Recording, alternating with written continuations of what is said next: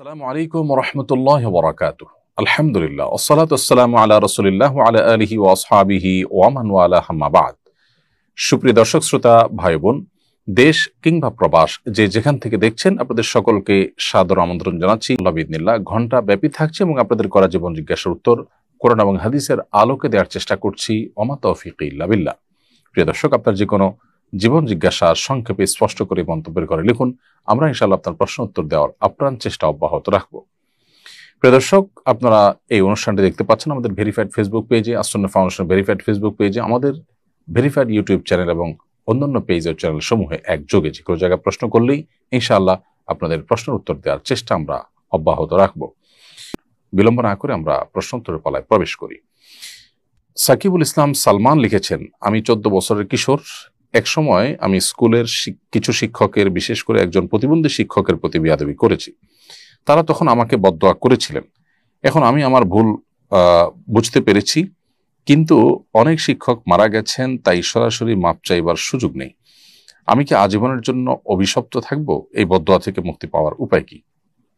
ভাই সাকিবুল ইসলাম সালমান, আপনার প্রশ্ন উত্তরে আমরা বলতে চাই, আপনি যে অপরাধ করেছেন সেটা অত্যন্ত জঘন্য, সেটা আপনি হয়তো নিজেও অনুমান করতে পারছেন।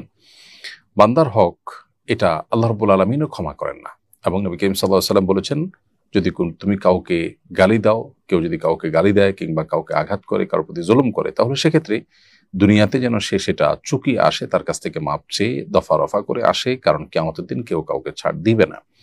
এখন আপনার হাতে সে সুযোগটা নেই, কারণ অনেকে মারা গেছেন, অনেকে কোথায় আছেন আপনি হয়তো জানেন না। এমতো পরিস্থিতিতে আপনার প্রথম কাজ হবে তওবায়ে নাসুহা করা, যে আপনি জীবনে মৃত্যুর আগ পর্যন্ত আর কোনো মানুষের হক নষ্ট করবেন না, কারোর প্রতি জুলুম করবেন না, কারোর প্রতি অবিচার করবেন না, কাউকে গালমন্দ করবেন না। এবং আপনাকে পরিপূর্ণরূপে তওবা করতে হবে এবং সংকল্প করতে হবে, ইস্তেগফার করতে হবে, যেটুকু হয়েছে সেজন্য ক্ষমা প্রার্থনা, আর ভবিষ্যতে যেন না হয় তার জন্য সংকল্প আপনাকে করতে হবে। এর পাশাপাশি আল্লাহ তাআলার কাছে আপনি দোয়া করবেন যেন আল্লাহ তাআলা আপনার আচরণকে পরিবর্তন করে দেন, এবং যেই অপরাধ আপনার দ্বারা হয়েছে আল্লাহর কাছে মাপ চাইবেন যে আল্লাহ, আপনি আমাকে এটা থেকে মুক্তি নসিব করেন। কোন কোন আল্লাহর বান্দা তারা যখন আল্লাহকে সন্তুষ্ট করতে পারেন, কিয়ামতের ময়দানে বিভিন্ন পাওনাদারদের কাছ থেকে আল্লাহ তাআলা ওই বান্দাকে মুক্ত করবেন, এই মর্মে বিভিন্ন রওয়ায়াত রয়েছে। সেজন্য আপনি আল্লাহর কাছে যত বেশি ইস্তেগফার করবেন, ক্ষমা চাইবেন, দোয়া করবেন, আপনার মুক্তির জন্য আপনি প্রার্থনা করবেন, আশা করা যায় আল্লাহ তাআলা আপনাকে মুক্তির পথ সুগম করবেন। এর পাশাপাশি যাদের প্রতি আপনি হক নষ্ট করেছেন মনে হয়, তাদের তরফ থেকে কিছু সাদাকা করে দেওয়ার পরামর্শ আপনাকে দিচ্ছি। সেই সাথে আপনি তাদের তরফ থেকে ভালো কোনো নেকামল করা, যেগুলো করা সম্ভব হয় সেগুলো করবেন, এবং তাদের জন্য আল্লাহর কাছে দোয়া করবেন যে আল্লাহ, আপনি আমার ওই শিক্ষককে আপনি মাফ করে দিন, তাকে জান্নাতবাসী করুন, তার ভুল ত্রুটি মাফ করুন। আপনি যখন এইভাবে তার জন্য দোয়া করবেন, তখন ইনশাআল্লাহ বিইذনিল্লাহ তাদের পক্ষ থেকে এটা আপনার জন্য ক্ষমার পথকে সুগম করতে পারে ইনশাআল্লাহ বিইذনিল্লাহ। আল্লাহ তাআলা আপনাকে রহম করুন, এবং রহমত যে আল্লাহর অনুগ্রহ, সেটা থেকে পুরোপুরি আশাহত হওয়া এটা কোনো অবস্থাতে জায়েজ নেই। অর্থাৎ আমার তো আর কোনো উপায় নেই, তাহলে আমি তো নিশ্চয়ই জাহান্নামে, এরকম মনে করার কোনো কারণ নেই, বরং আপনি আপনার চেষ্টা চালাবেন, এবং আল্লাহ রাব্বুল আলামিন বান্দার যখন প্রচেষ্টা দেখেন, বিভিন্ন রিওয়ায়াতের আলোকে বোঝা যায় আল্লাহ তাআলা বান্দাকে মুক্তির ব্যবস্থা করেন। সো আপনি আপনার চেষ্টা অব্যাহত রাখবেন। মুখতার এসকে আপনি আইডি থেকে লিখেছেন, মসজিদের পাশেই আমার বাড়ি। মসজিদটি একতলা বিশিষ্ট, আর আমি 3 তলা বিশিষ্ট বাড়ি নির্মাণ করতে চাচ্ছি। এলাকাবাসী বলছেন মসজিদ নিচে থাকলে পুরো এলাকাবাসী গুনাহগার হবে, তাই তারা আমাকে বাড়ি নির্মাণ করতে দিচ্ছে না। যদি করি তাহলে আগে মসজিদ দোতলা করে দিতে হবে। শরীয়ত কি এমনটি বলে? জানাবেন প্লিজ। সুবহানাল্লাহ। এলাকাবাসী যেটি বলছেন সেটি খুবই অন্যায্য কথা, অন্যায় কথা। মসজিদের সম্মানের অজুহাতে কারোর অধিকার নষ্ট করা, কেউ নিজের জায়গায় ঘর তুলবেন, দোতলা কিংবা 3 তলা করবেন, এটা সম্পূর্ণই তার এখতিয়ার। মসজিদের সম্মান রক্ষার নাম করে একজন মুসলিমকে বা একজন মানুষকে তার অধিকার থেকে বঞ্চিত রাখবার এখতিয়ার বা অধিকার ইসলাম কাউকে দেয়নি। যারা এই কাজটি করছেন তারা পরিষ্কারভাবে অন্যায় লিপ্ত, তারা অপরাধী লিপ্ত, তারা জুলুম করছেন। আমি তাদেরকে অনুরোধ করব তাদের তওবা করার জন্য এবং ফিরে আসার জন্য। তারা হয়তো সৎ উদ্দেশ্যে এটি করছেন, কিন্তু পদ্ধতিটা সন্দেহাতীতভাবে গলত এবং ভুল। কোরআন এবং হাদিসের কোথাও বলা হয়নি যে মসজিদের আশেপাশে মসজিদের চাইতে উঁচু কোনো ভবন হতে পারবে না। আপনারা মক্কা এবং মদিনাতে হারামাইনের বহুতল বিশিষ্ট ভবন দেখেন আশেপাশে, পৃথিবীর কোনো উলামা ইকরাম সেটা নিয়ে কোনো প্রশ্ন তুলেননি যে এটা জায়েজ হবে কিনা, এটা কাবার প্রতি বা মসজিদের প্রতি অসম্মান কিনা। কারণ মসজিদ অনেক উঁচু করার নিড নেই, প্রয়োজন নেই, সেখানে মানুষ শুধু সালাত আদায় করে, কিন্তু বাসা বাড়িতে, হোটেলে, আশেপাশে যখন মানুষ বসবাস করে সেখানে মানুষের অনেক কিছুর প্রয়োজন হয় তার জীবন কাটাবার জন্য। বিধায় সেখানে তার কিচেন, তার ওয়াশরুম, তার বেডরুম, তার বসার রুম, অনেক কিছু লাগে। বিধায় মসজিদের সমানই হইতে হবে আশপাশের সব বাসা বাড়ি, এটা মোটেও আবশ্যক কোনো বিষয় নয়। বিধায় কোরআন হাদিসে যেহেতু এরকম কোনো বাধ্যবাধকতা দেয়নি, এবং এটাকে মসজিদের আশপাশে মসজিদের চাইতে উঁচু দালান হলে মসজিদের প্রতি অসম্মান হবে এরকম কোনো কথা বলেও নি। অতএব আপনার ঘর বাড়ি করা থেকে আপনাকে যারা বঞ্চিত রাখছেন, তারা অন্যায় করছেন, তারা ভুল করছেন, তাদেরকে আপনি বোঝাবেন এবং আল্লাহ তাআলার কাছে আমরা দোয়া করি আল্লাহ যেন তাদেরকে হেদায়েত দান করেন। এরপরে প্রশ্ন হলো, রবিউল আউয়াল মাস উপলক্ষে প্রতি বছর বাইতুল মুকাররমে ইসলামী বইমেলা অনুষ্ঠিত হয়। এবছর এটিকে জাতীয় পর্যায়ে সীমাবদ্ধ না রেখে আন্তর্জাতিক রূপ দেওয়া হয়েছে। আন্তর্জাতিক ইসলামী বইমেলায় বিদেশি প্রকাশনীগুলো যোগ দিতে পারছে। বইমেলা নিয়ে আপনার প্রত্যাশা কি? প্রতি বছর আপনি বইমেলা পরিদর্শন করে থাকেন, এবারও যাচ্ছেন কিনা জানাবেন। ধন্যবাদ প্রিয় দর্শক। প্রথম কথা হলো যে বাইতুল মুকাররমে যে রবিউল আউয়াল মাসকে কেন্দ্র করে বইমেলা হয়ে থাকে, সেটার যে আন্তর্জাতিকীকরণ, সেটা সন্দেহাতীতভাবে একটি ভালো উদ্যোগ, এবং এর ফলে বিভিন্ন দেশে বিভিন্ন ভাষায় ইসলামিক যে সমস্ত বই পুস্তক আছে সেগুলো আমাদের দেশের পাঠকরা পড়ার এবং কেনার সুযোগ পাবেন। এটি সফল হোক সেই দোয়া করি সন্দেহাতীতভাবে। আমি প্রত্যাশা করি যে প্রকাশনীগুলো জমজমাটভাবে বইয়ের আসর জমাবেন এবং উপকারী বইগুলোর সমাহার তারা করবেন, এবং পাঠকরা বেছে বেছে তাদের উপকারী এবং উপযোগী বইগুলো কিনবেন। প্রতি বছরই রমজানে বাইতুল মুকাররমে বইমেলা হয়ে থাকে, রবিউল আউয়ালে বইমেলা হয়ে থাকে। তার ধারাবাহিকতা যে বইমেলা এবারও হচ্ছে, সেটি সন্দেহাতীতভাবে আমাদের জন্য একটা সুবর্ণ সুযোগ। আমি অবশ্য বইমেলা এবছর যেতে পারবো কিনা আমি এখনো বলতে পারছি না। নানা ব্যস্ততা আছে, দেশের বাইরে নানান সফর এবং প্রোগ্রাম, ফাউন্ডেশনের বেশ কিছু কাজের ব্যস্ততা আছে। সব মিলিয়ে বইমেলার জন্য সময় বের করা যদি সুযোগ হয়, অবশ্যই যাওয়ার চেষ্টা করব। প্রতি বছরই আমি কম বেশি যাওয়ার চেষ্টা করি। আল্লাহ তাআলা আমাদেরকে বই দ্বারায় আমাদের জ্ঞানের আলোকে আরো বেশি বৃদ্ধি করার, আলোকিত করার তৌফিক দান করুন। এমডি সোহেল রানা, আপনি আমাদের ইউটিউব চ্যানেলে প্রশ্ন করেছেন, স্বামী এবং স্ত্রী ওমরায় গিয়েছেন, সেখানে স্ত্রী গর্ভবতী হয়েছেন, এখন তাদের উপর ইসলামের বিধান কি? ভাই সোহেল রানা, ওমরার সফরে যদি কেউ যান এবং ওমরার সফরের যেই সময়টাতে শারীরিক সম্পর্ক স্বামী স্ত্রীর মধ্যে নিষিদ্ধ, সেরকম সময় যদি তারা শারীরিক সম্পর্ক করে থাকেন, অর্থাৎ এহরামের কাপড় পরে যখন তারা ওমরার নিয়ত করেছেন তখন থেকে নিয়ে তওয়াফ সাই শেষ করে মাথার চুল পুরুষরা মুন্ডন করা, নারীরা ছোট করা, তার আগ পর্যন্ত এই যে সময়টা, এই সময়টার মধ্যে যদি স্বামী স্ত্রীর মধ্যে শারীরিক সম্পর্ক হয়ে থাকে, তাহলে দেখতে হবে যে এটা তওয়াফের আগে হয়েছে কিনা। তওয়াফের যদি 4 চক্কর সম্পন্ন করার আগেই এরকমটি হয়ে থাকে, সেটা হোটেলে হতে পারে, তওয়াফের আগে হতে পারে, মাঝে যদি এরকম শারীরিক সম্পর্ক হয়ে থাকে, তাহলে সেক্ষেত্রে ওমরা ভঙ্গ হয়ে যাবে। ওমরাটা আবার আদায় করতে হবে, এবং এই যে এহরামরত অবস্থায় যে সমস্ত বিষয়গুলো নিষিদ্ধ, সেগুলো না মানার কারণে, অর্থাৎ স্বামী স্ত্রীর সম্পর্ক, শারীরিক সম্পর্ক কিংবা যৌনতা সংশ্লিষ্ট ক্রিয়াকর্ম থেকে বেঁচে থাকাটা আবশ্যক এই এহরামরত অবস্থাতে, সেটা তারা লঙ্ঘন করেছেন। সেজন্য তাদেরকে দম দিতে হবে, অর্থাৎ একটা ছাগল অথবা দুম্বা বা ভেড়া, এটা মক্কায় জবাই করে গরিবদেরকে খাওয়াতে হবে, কিংবা কোনো প্রতিষ্ঠানকে দায়িত্ব দিতে হবে। পাশাপাশি এই ওমরা যে তাদের এই ওমরাতে যে অসুবিধা তৈরি হলো বা তারা যে সমস্যা সৃষ্টি করলেন, এটার জন্য এই ওমরা যদিও কন্টিনিউ তারা করবেন, শেষ করবেন, কিন্তু পরবর্তীতে ওমরার কাজাও তাদেরকে করতে হবে, অর্থাৎ আরেকটা ওমরা তাদেরকে এহরাম পরে নতুন করে করতে হবে। আর যদি তওয়াফ হয়ে যেয়ে থাকে, তারপরে হয়, সাইর পরে হয়, মাথার চুল চাষা বা মুন্ডন করার আগে হয়, তাহলে সেক্ষেত্রে দম দিতে হবে, এবং দম দেওয়ার ফলে তাদের ওমরা বিশুদ্ধ হয়ে যাবে।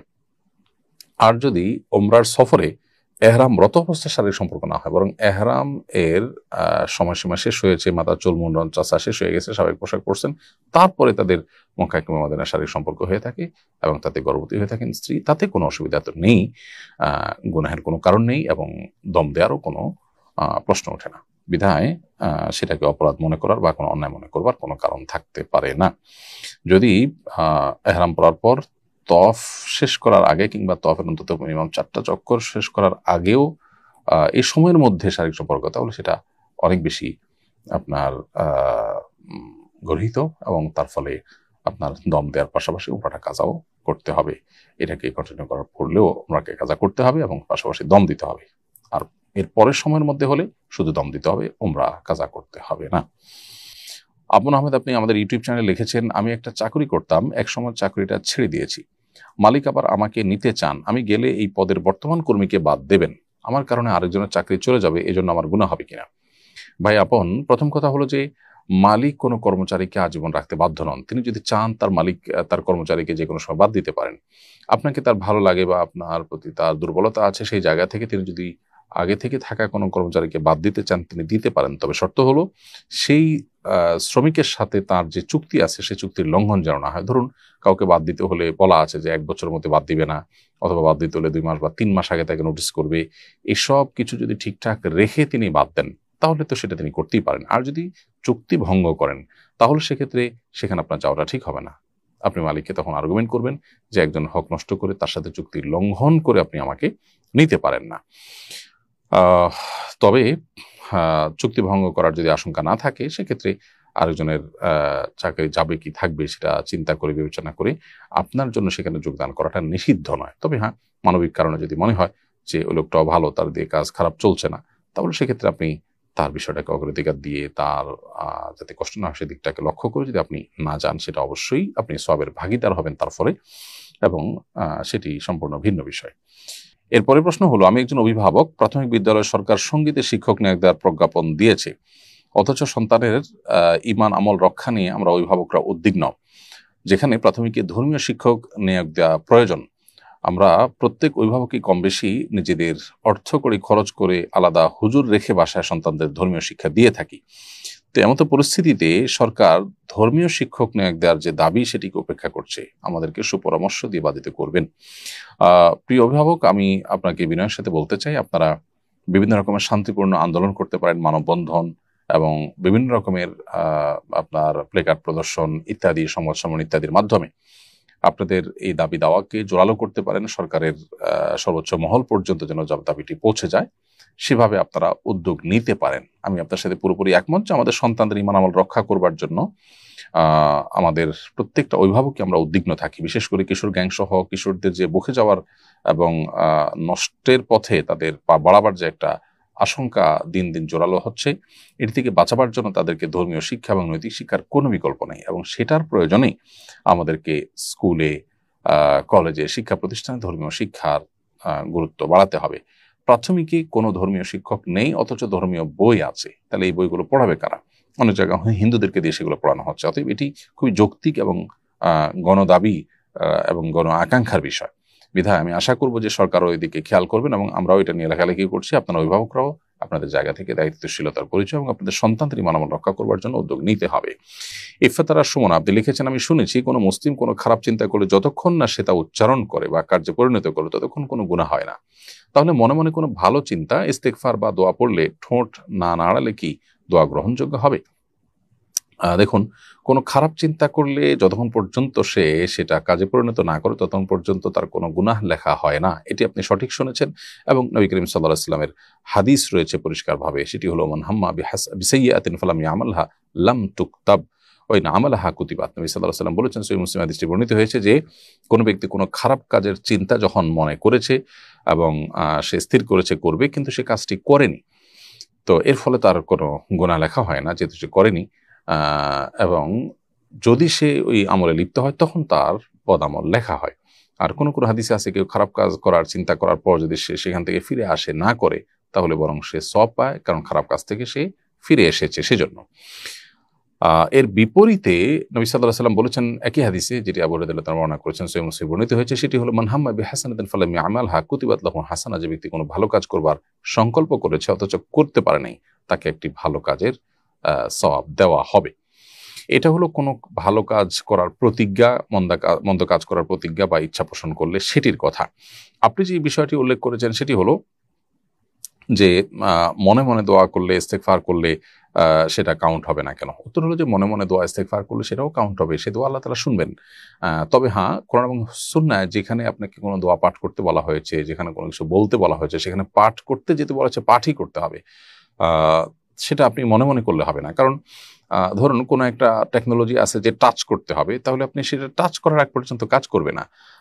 আবার অন্য কোনোটা হতে পারে যে আপনি টাচ করতে হবে না, আপনি অন্য কিছু করলেই সেটা হবে, তাহলে সেক্ষেত্রে সেটাতেই হবে। এজন্য হাদিসে যেখানে পড়ার কথা বলা আছে সেখানে তো মনে চিন্তা করলে হবে না, কারণ আপনি তো হাদিসের ওই নির্দেশটা আমল করেননি। সেজন্য দোয়া দুরূদ ইস্তিগফার যদি কোথাও পড়তে বলা হয় সেখানে মনে মনে পড়লে হবে না, এমনি আপনি মনে মনে যখন পড়বেন তখন আপনার কাছে সওয়াব পাবেন। অতএব দুই জিনিস। আর তাছাড়া খারাপ কাজের ক্ষেত্রে খারাপ চিন্তা করার পরও আল্লাহ তাআলা সেটা লেখেন না, এটা আল্লাহ তাআলার অনুগ্রহ। অতএব ওইটার সাথে অন্য সবগুলোকে গুলিয়ে ফেলার কোনো কারণ নেই। খোলাসা কথা হলো, নির্যাস হলো যে আপনি মনে মনে খারাপ চিন্তা করার পরও সেটা লিপিবদ্ধ হয় না, এটা আল্লাহ তাআলার অনুগ্রহ। আবার একইভাবে মনে মনে যদি আপনি ভালো কাজ করার কোনো সংকল্প করেন সেটাও কিন্তু আপনি আল্লাহর কাছে সওয়াব পাবেন। অর্থাৎ আপনি যেমনটি মনে করছেন যে মনে মনে সওয়াব চিন্তা করলে সওয়াব হয় না, তা না। হ্যাঁ, আপনি যেটি বলছেন যে দুরূদ, দোয়া, ইস্তেগফার এগুলো মনে মনে পড়লে সেটা গ্রহণযোগ্য হয় কিনা, উত্তর হলো সেটা হবে না, কারণ হাদিসে তো পাঠ করতে বলা হয়েছে, বিধায় পাঠ করতে হবে আপনাকে। ফারজানা আক্তার আপনি লিখেছেন, বাবা ছেলে একসাথে ব্যবসা করে জমি কিনেছে, এখন এই জমির মালিক কে হবে? বাবা বলেছে আমি জীবিত থাকা অবস্থায় ছেলে মালিক নয়, আর এদিকে বাবা তার ইচ্ছামতো 1 কাঠা জমি বিক্রিও করে দিচ্ছেন। বোন ফারজানা, বাবা এবং সন্তান যদি একসাথে যৌথ কোনো ব্যবসা করেন তাহলে সেক্ষেত্রে তারা বাবা সন্তান একই পরিবারের মানুষ হওয়া সত্ত্বেও তাদের যে আর্থিক লেনদেনের ক্ষেত্রে চুক্তি হয়েছে সেই চুক্তি তাদেরকে রক্ষা করে চলতে হবে। অর্থাৎ ব্যবসায়িক চুক্তি অনুযায়ী বাবা এবং সন্তান উভয়কে কিন্তু কাজ করতে হবে। মুনাফা তাদের মধ্যে যেভাবে ভাগ করার কথা ঠিক সেভাবে ভাগ করতে হবে। বাবা হয়েছেন দেখে আপনি সব নিয়ে যাবেন, তাহলে চুক্তি করার মানে কি? আল মুমিনুনা আলা শুরুতিহিম, নবী সাল্লাল্লাহু আলাইহি ওয়াসাল্লাম বলেছেন ঈমানদাররা তাদের শর্ত, তাদের চুক্তি এগুলোর উপরে তাদেরকে প্রতিষ্ঠিত থাকতে হবে। অন্যের সাথে চুক্তি রক্ষা করার গুরুত্ব যতটুকু নিজের সন্তান, নিজের বাবা, নিজের রক্ত সম্পর্কীয় যারা আছেন তাদের সাথে চুক্তি রক্ষা করবার গুরুত্ব তো আরো বেশি। অতএব এখানে চুক্তি লঙ্ঘন করার কোনো সুযোগ নেই। আর যদি চুক্তি না হয় বরং ছেলে বাবার সহযোগী হিসাবে কাজ করেছেন, বাবারই সব টাকা পয়সা এবং কোনো ছেলেকে কোনো মুনাফা দেওয়ার কোনো ওরকম কোনো শর্ত দেওয়া হয়নি, তাহলে সেক্ষেত্রে বাবাই মুনাফার মালিক হবেন।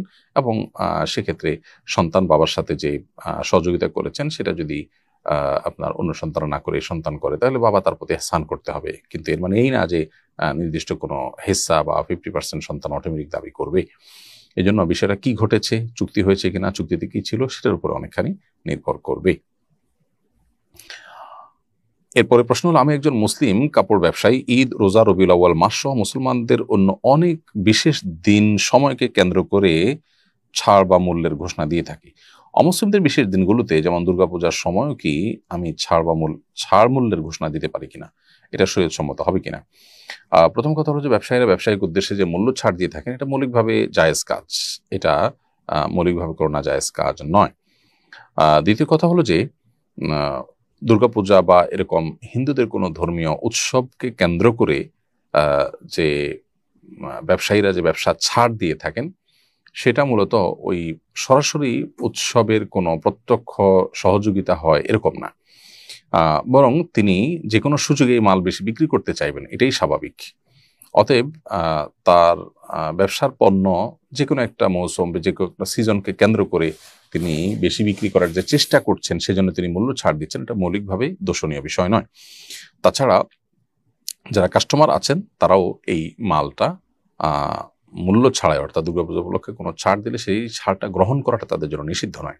তাদের জন্য যখন নিষিদ্ধ নয় তাহলে বিক্রেতার জন্য বিক্রি করাও নিষিদ্ধ হবে না। তবে একটা জিনিস খেয়াল রাখতে হবে, সেটা হলো যে কোনো প্রকার শিরকের কাজে প্রত্যক্ষ মদত বা সহযোগিতা যেন না হয়, এই বিষয়টির সাথে যেন আমরা গুলিয়ে না ফেলি এই দুর্গাপুজো উপলক্ষে তাদেরকে শুভেচ্ছা জানানো কিংবা তাদের পুজোর কাজে প্রত্যক্ষ কোনো সহযোগিতা, টাকা পয়সা দেওয়া ইত্যাদি এগুলোর কে যেন আমরা গুলিয়ে না ফেলি ওইটার সাথে। কারণ এই বিষয়গুলো হলো সরাসরি শিরকের আয়োজন সুসম্পন্ন করবার জন্য আমি সহযোগিতা করলাম, আমি অ্যাপ্রিসিয়েট করলাম, আমি সেটাকে শুভেচ্ছা জানিয়ে সেটাকে প্রমোট করলাম বা সেটাকে সমর্থন জানালাম, ওইটা আর এই উপলক্ষে কেনাবেচা করে ব্যবসা করা দুটা কিন্তু এক জিনিস নয়।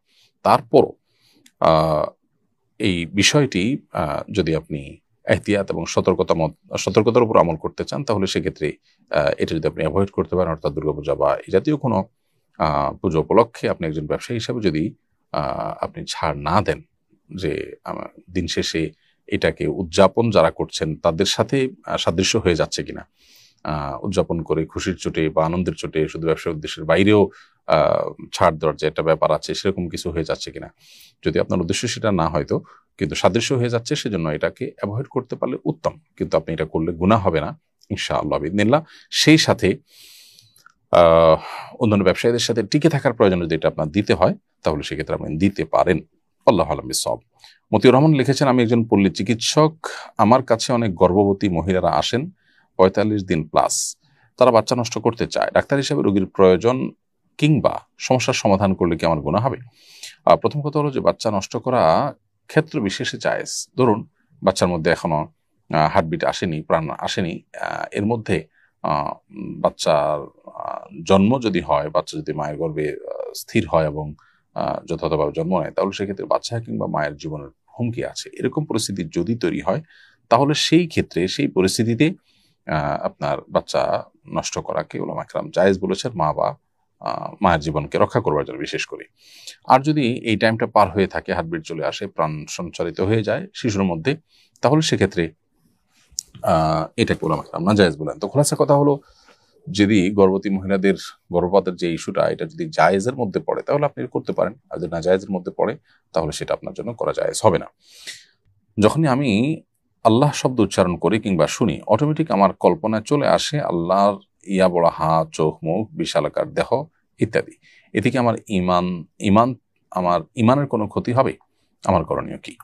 প্রথম কথা হলো যে অনিচ্ছাকৃতভাবে আপনার মনে যে চিন্তা চলে আসে, এর ফলে ইমান মৌলিকভাবে ক্ষতিগ্রস্ত হয় না।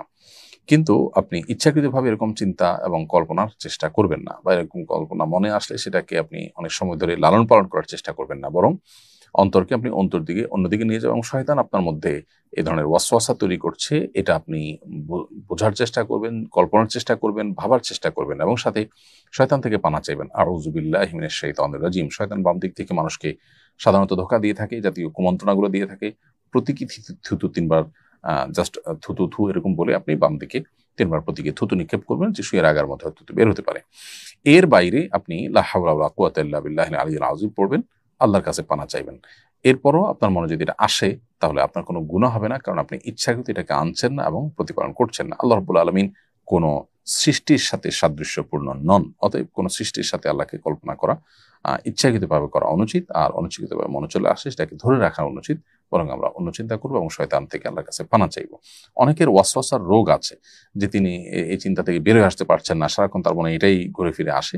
তাহলে সেক্ষেত্রে তিনি ওয়াসওয়াসা রিলেটেড যে রুকিয়া আছে, সেই রুকিয়ার অডিওগুলো শুনতে পারেন, কোরআন কারীমের তেলাওয়াত শুনতে পারেন এবং দোয়া করতে পারেন, এবং রাকিদের শরণাপন্ন হতে পারেন। আল্লাহ তাআলা আপনার সমস্যার সমাধান করে আমরা দোয়া করি। সম্প্রতি একটি সংগঠন দাবি করেছে, হিন্দু সম্প্রদায়ের একটি চক্র প্রেমের ফাঁদে ফেলে মুসলিম মেয়েদের প্রতারণামূলক বিয়ে, ধর্ষণ, হত্যা, এমনকি বিদেশে পাচার করা সহ বিভিন্ন ধরনের নির্যাতন করছে। আপনি এই দাবি কতটা যথার্থ মনে করেন? অনেকদিন থেকে এটি আমরা শুনে আসছি এবং বিভিন্ন সোশ্যাল মিডিয়াতে এটা নিয়ে অনেক লেখাজোখা হচ্ছে, আমরা দেখে আসছি। এবং এটা নিয়ে আমরা এর আগেও বলেছি যে প্রশাসনের যারা দায়িত্বশীল আছেন তাদের কর্তব্য এটার আসল রহস্য উদ্ঘাটন করা এবং করণীয় ঠিক করে নেওয়া। কারণ একটা সমাজে যদি এ ধরনের অনাকাঙ্ক্ষিত ঘটনা সত্যি ঘটে, এবং এটা নিয়ে বারবার যেহেতু দাবি ওঠা হচ্ছে এবং বিভিন্ন স্ক্রিনশট, বিভিন্ন আলাপচারিতার বিভিন্ন তথ্য উপাত্ত সোশ্যাল মিডিয়াতে ঘুরে বেড়ায়, অতএব স্বাধীন তদন্তের মাধ্যমে এটার আসল কারণ, রহস্য এবং সত্যতা এটা নিরূপণ করা প্রয়োজন। এত বড় অভিযোগকে রাষ্ট্র কোনোভাবেই এড়িয়ে যেতে পারে না এবং কোনোভাবেই নির্বিকার থাকতে পারে না। সেই জায়গা থেকে আমি বলবো যে তারা যেন তাদের যথাযথ কাজটা করেন। আমি ব্যক্তিগতভাবে পরিচিত প্রশাসন বিভিন্ন ভাইদের কাছে জানিয়েছি যে এ জাতীয় পরিস্থিতি আমাদের দেশে বিভিন্ন সময়ে দেখা যায়, শোনা যায়। এটা নিয়ে আপনারা আপনাদের করণীয় ঠিক করেন। তো এটা তাদের কর্তব্য, এবং সন্দেহাতীতভাবে এরকম ঘটনা ঘটে থাকলে সেটা হবে একটা সমাজের জন্য সবচেয়ে বড় দুর্ভাগ্যজনক, এবং ধর্মীয় যে সম্প্রীতি আমাদের দেশে আছে সে নষ্ট হওয়ার অনেক বড় একটা কারণ হতে পারে এটি। মা যদি রাগ করে সন্তানের জন্য বদদোয়া করেন, পরে সন্তান ক্ষমা চাইলে এবং মা তাকে ক্ষমা করে ভালো দোয়া করলে বদদোয়ার কোনো প্রভাব সন্তানের উপরে থাকে নাকি চলে যায়? খুবই গুরুত্বপূর্ণ প্রশ্ন। প্রথম কথা হলো যে মা বাবার বদদোয়া আসতে পারে, এরকম কাজ থেকে তো আমাদের বেঁচে থাকা দরকার, বলার অপেক্ষা রাখে না। যদি কখনো এরকম কোনো কাজ হয়ে যায় এবং তারাও বদদোয়া করেন, তো সেক্ষেত্রে বান্দা যদি নিজের অবস্থান থেকে ফিরে আসে, তার ভুল বুঝতে পারে, মা বাবাও যদি তাদের মন যখন শান্ত হয়, তখন তারা বদদোয়ার মানসিকতা থেকে ফিরে আসেন, আল্লাহ তাআলা সাধারণত বান্দাকে ওই বদদোয়ার কারণে ক্ষয়ক্ষতি থেকে রক্ষা করেন। আল্লাহ তাআলা কোরআনে কারিমে বলেছেন, ওয়ালাউ ইয়াজ্জালুল্লাহু আশ-শাররা ইসতা'জালাহুম বিল খাইরি লাকুদিয়া ইলাইহিম আজালুহুম। আল্লাহ তাআলা মানুষের ভালো দেওয়ার ক্ষেত্রে যতটা তাড়াহুড়ো করেন বা দ্রুততার সাথে দেন, মন্দ কোনো কিছু বা ক্ষয়ক্ষতি এটার ফয়সালা করার সময় আল্লাহ তাআলা যদি এরকম দ্রুততার সাথে করতেন তাহলে মানুষ সব শেষ হয়ে যেত। এখান থেকে বোঝা যায় যে বদদোয়া করার পর যদি মা বাবার মনের পরিবর্তন আসে, আল্লাহ তাআলা আশা করা যায় তাকে রক্ষা করবেন। যদিও বদদোয়া করার পর সেটাকে আবার ফেরত নেওয়ার অপশন নেই, তবে মানুষ যখন ফিরে আসে এবং মানুষ যখন আল্লাহর দিকে রুজু হয় এবং তার মনের অবস্থা যখন পরিবর্তন হয়ে যায়, আল্লাহ রাব্বুল আলামিন মনের অবস্থা ভালো জানেন। তো আশা করা যায় যে আগের বদদোয়া দ্বারা তার ক্ষতি সাধন হবে না ইনশাআল্লাহ বিদিনিল্লাহ। তারপরও আমাদের মনে রাখা উচিত যে আল্লাহ তাআলা যে কোনো অন্যায় বা যে কোনো জুলুম যদি কেউ করে, সে অন্যায়কারী জুলুমকারীর প্রতি শাস্তি আল্লাহ যে কোনো সময় দিতে পারেন, এবং তার বিরুদ্ধে মাজলুমের যদি বদদোয়া থাকে, মা বাবার যদি জুলুমের শিকার হন বা তারা যদি মনে কষ্ট পান, তাহলে সেই বদদোয়াটা খুবই ডেঞ্জারাস। এই জন্য এটা থেকে বেঁচে থাকতে হবে এবং মা বাবাকে সন্তুষ্ট করার চেষ্টা করতে হবে সবসময়। আশা করা যায় যদি আপনার চেষ্টা অব্যাহত রাখেন এবং তওবা করে ফিরে আসেন, আল্লাহ তাআলা আপনাকে রক্ষা করবেন এবং আপনার পূর্বের বদদোয়ার কারণে আপনার ক্ষতি হবে না।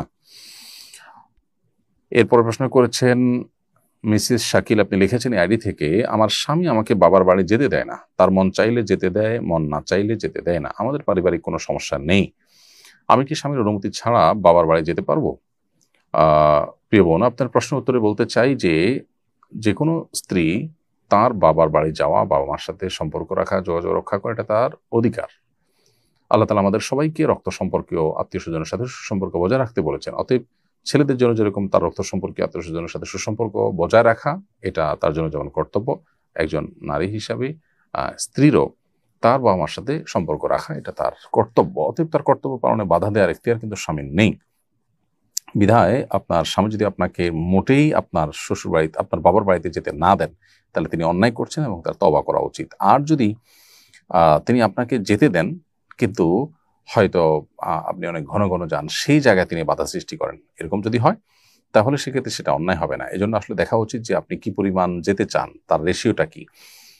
যদি আপনি যেটা যেতে চান সেটা আসলে আমাদের সমাজে স্বাভাবিকভাবে বাবা বাড়ির কাছে থাকলে মেয়েরা যতটা যায় তার চেয়ে বেশি, অথবা দূরে থাকলে যতটা যায় মানুষ অন্য 10টা ফ্যামিলিতে, সেই অরূপ বা সেই প্রচলনের চাইতে অনেক বেশি আপনি চান, স্বামীর সাধ্যের চাইতে বেশি আপনি তার উপরে চাপাতে চান বা তার স্বামীর জন্য কষ্টের কারণ হয়, তাহলে সেক্ষেত্রে স্বামী আপনাকে বাধা দেওয়াটা অন্যায় নয়। এজন্য পুরো পরিস্থিতিটাকে পর্যালোচনা করে তারপর আপনাকে অ্যাকচুয়াল এবং কনক্রিট প্রশ্নের উত্তর দেওয়া যাবে।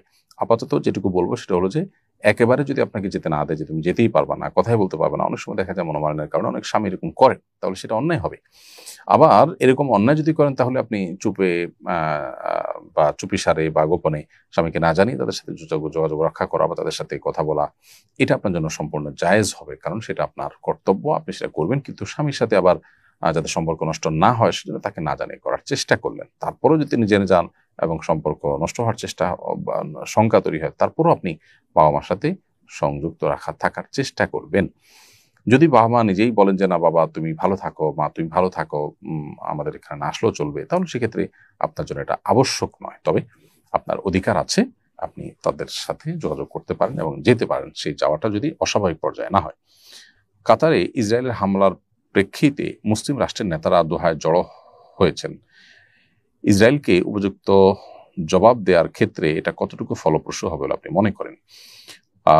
দেখুন, দুঃখের একটি বিষয় হলো যে আরব মুসলিম রাষ্ট্রগুলোর নেতারা বসেছেন এবং এই ধরনের বসাবসির আগেও হয়েছে, যেখানে অভিশপ্ত রাষ্ট্র একটি মুসলিম রাষ্ট্রে হামলা করেছে এবং অনধিকার চর্চা করেছে। পৃথিবীর ইতিহাসে সবচেয়ে বড় জুলুম যারা করে চলেছে, তাদের এহেন কর্মকাণ্ডে মুসলিম দেশগুলো যে পরিমাণ শক্তি সামর্থ্য নিয়ে তারা এটাকে প্রতিরোধ করা দরকার ছিল, অন্তত তাদের জায়গা থেকে যে জোরালো প্রতিবাদ এবং কার্যকর ভূমিকা নেওয়ার কথা ছিল, তার ধারে কাছেও কোনো সময়ই মুসলিম রাষ্ট্রগুলো নিতে পারেনি। এটা আমাদের জন্য দুর্ভাগ্যের বিষয়। অতএব তাদের এই বসার দ্বারা যে কি হবে সেটা আসলে বলা কঠিন এবং সেটা নিয়ে অনেক বেশি আশাবাদী হওয়ারও জায়গা খুব বেশি নেই। তারপরও একটা জিনিস ভালো লেগেছে, তা হলো এই যে আরব মুসলিম রাষ্ট্রের নেতারা একত্র হয়েছেন, তারা ন্যাটোর মতো করে আরব মুসলিম রাষ্ট্রগুলোর একটি আলাদা সামরিক জোট গঠন করবার কথা তারা তুলেছেন। এটা সন্দেহাতীতভাবে প্রশংসনীয় এবং ইতিবাচক। এটা যদি কার্যকর হয়, আমার মনে হয় এটা মুসলিম বিশ্ব এবং আরব বিশ্বের জন্য ভালো কিছু বয়ে আনবে। আল্লাহ তাআলা আমাদেরকে ঈমানের চেতনা উজ্জীবিত হওয়া এবং আমাদের নেতাদের মধ্যে ঈমানের চেতনা আল্লাহ তাআলা উজ্জীবিত করার তৌফিক দান করুন তাদেরকে, এবং অভিশপ্ত দেশের এই জুলুমের পথ বন্ধ হোক। আমাদের মধ্যে মুসলিম হিসাবে আত্মসম্মান বোধ জেগে উঠুক, আমাদের নেতাদের মধ্যে সেটি জেগে উঠুক। প্রিয় দর্শক,